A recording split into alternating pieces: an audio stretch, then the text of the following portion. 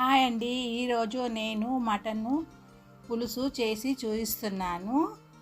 మటన్కు కావలసినవి ఉల్లిగడ్డలు, కొత్తిమీర, పుదీనా, పచ్చిమిరపకాయలు, టమాటా, అల్లం వెల్లుల్లి పేస్ట్, కొంచెం పట్ట సాజీరా, ఇలాచి, లవంగం, చెక్క. ఇప్పుడు స్టవ్ ఆన్ చేసుకొని మనం ఒక పాత్ర పెట్టుకొని కుక్కర్లో వేసుకుంటున్నాను. నేను తగినంత ఆయిల్ వేడెక్కగానే కొంచెం పట్ట సాజీరా వేసుకోవాలి పోపుల. తర్వాత ఉల్లిగడ్డలు వేసుకోవాలి.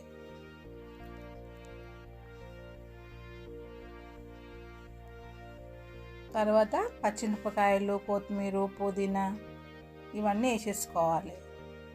వేసుకొని కలుపుకోవాలి. కొంచెం పచ్చివాసన అంతా పోయే వరకు కలుపుకోవాలన్నమాట.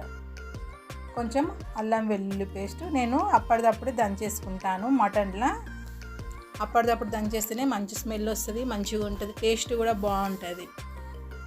ఇప్పుడు అంతా కలుపుకుందాము. కొంచెం తగినంత పసుపు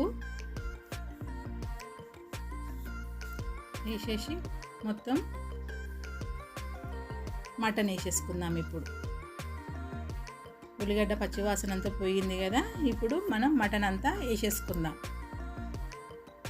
మటను 3 కిలోలు ఉంది. వేసి కలుపుకుందాము. బాగుంటుంది, మటన్ పులుసు చేస్తే బాగుంటుంది. తగినంత కారం. నాన్ వెజ్లా కొంచెం కారం ఎక్కువ వేసుకుంటేనే బాగుంటుంది.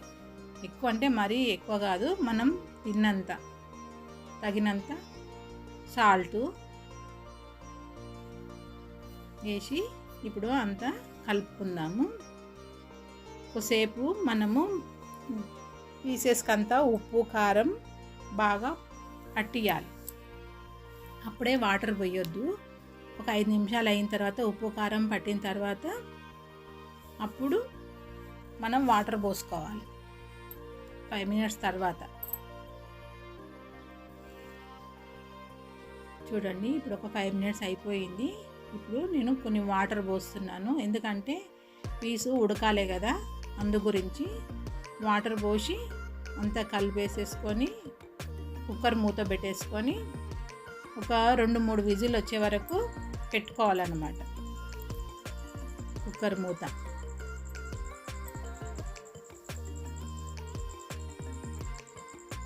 2-3 విజిల్ అయినాక బంద్ చేయాలి. అప్పుడు తర్వాత కొంచెం చింతపండు నానబెట్టుకున్నాను అనమాట. కొంచెమే, నిమ్మకాయ సైజ్ అంతా. ఎక్కువ కావాలంటే ఎక్కువ వేసుకోండి. చూడండి 3 విజిల్ వచ్చినాక బంద్ చేసేసిన స్టవ్. అంతవరకు కొబ్బరి, గసాలు, ధనియాలు, పట్ట సాజీరా, కొంచెం గసాలు అన్నీ వేసుకొని మిక్సీ పట్టుకున్నాను నేను. మిక్సీ పేస్ట్ కొన్ని వాటర్ పోసి పేస్ట్ చేసి పక్కకు పెట్టుకున్నాను. అంతవరకు చింతపండు పులుసు అంతా గుజ్జు చేసుకున్నాను అన్నమాట. ఇప్పుడు 2-3 విజిల్ అయ్యింది. తీసేసి చూడండి ఈ విధంగా అయ్యింది. ఇట్లా అవుతుంది అన్నమాట. చూడండి ఈ విధంగా అవుతుంది. పీసు ఉడికిందా లేదా అని చూశాను. ఉడికింది. కొంచెం పులుపు మనం ఎంత తింటే అంత వేసుకోవాలన్నమాట. ఎక్కువ తింటే ఎక్కువ వేసుకోండి, తక్కువ తింటే తక్కువ వేసుకోండి. చూడండి ఎంత బాగా ఉడికిపోయింది, మెత్తగా ఉడికిపోయింది కూర. ఇప్పుడు టమాటాలు, కొబ్బరి, గసాలు మనం పేస్ట్ చేసుకున్నాం కదా, అదంతా ఇప్పుడు ఇందులోకి మటన్లోకి వేసేసుకుందాం. మొత్తం అంతా వేసేసి కలిపేసుకుందాం. బాగుంటుంది మటన్ పులుసు. చూడండి వేసేసి ఇప్పుడు మూత పెట్టుకోవాలన్నమాట. విజిల్స్ పెట్టుకోవద్దు, ఎందుకంటే ముక్క ఉడికిపోయింది కాబట్టి, పులుసు పోసినాం కాబట్టి కొద్దిసేపు ఒక 2 మినిట్స్ పెట్టుకోవాలన్నమాట. చూడండి ఉడికిపోయింది, అయ్యింది అంతా. ఇప్పుడు మనం వేరే దాంట్లోకి వేసేసుకొని నేను చేసిన మటన్ పులుసు మీకు నచ్చిందా? నచ్చితే లైక్ చేయండి, షేర్ చేయండి, సబ్స్క్రైబ్ చేయండి, పక్కనున్న బెల్ ఐకాన్ని క్లిక్ చేయండి.